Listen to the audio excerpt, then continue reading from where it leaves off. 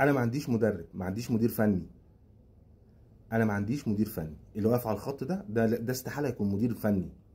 ده راجل عايش في حته تانية، عايش في كوكب تاني، بيدرب في دوري تاني، معرفش، مش عارف ان هو بيدرب الزمالك، بيضحكوا عليه مثلا، انا مش فاهم. ده مش عارف، ده ابيض يا ورد. ده ابسط الحاجات مش عارفها. كل تفكيره كان نازل بيفكر في ماتش الاهلي. الماتش اللي انت بتلعبه النهارده ده اهم من ماتش الاهلي. النهارده انت تكسب 3 بونت، انت لو قدر الله اتغلبت ولا اتعادلت مع الاهلي هيبقى الفارق زي، يعني هيبقى في فارق عندك. انما انت النهارده انت اتعادلت، الماتش بتاع الاهلي هتتغلبه. هو كسبان ماتشين وانت واقع النهارده، هينزل ضاغط عليك. الفرق اللي بتنافسك عماله تخسر وتتعادل، وانت عمال كل ما تكسب ماتشين تتعادل ماتش ولا تخسر ماتش، كل ما نطلع خطوتين ترجعنا 10 ورا. انت مدرب جاي من حته تانية. ده انت يا راجل، ده انت الفرق اللي اتعادلت معاها فرق طوب الارض، ديل الدوري، القاع.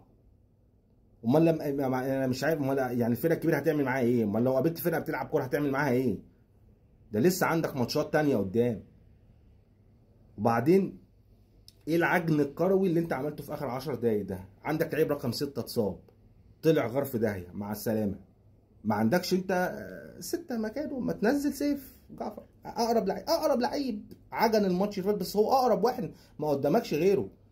منزل لي كل اللعيبه اللي بتلعب في مركز 10 تلعبها لي في خط النص. عبد الله السعيد هيلعب 6 ولا ناصر ماهر ولا احمد حمدي؟ دي لعيبه هتنزل تخبط وتقطع كور؟ ما يلعبوش دول 6. انت ايه المغامره؟ ايه المغامره؟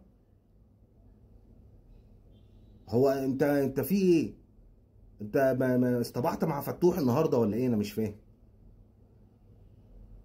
وعندك ماتش الاسبوع الجاي 3 بونت، لو خسرت هتعمل ايه؟ مع الف سلامه، باي باي. كل الفرق اللي انت عملته راح. ليه حضرتك واقف نايم؟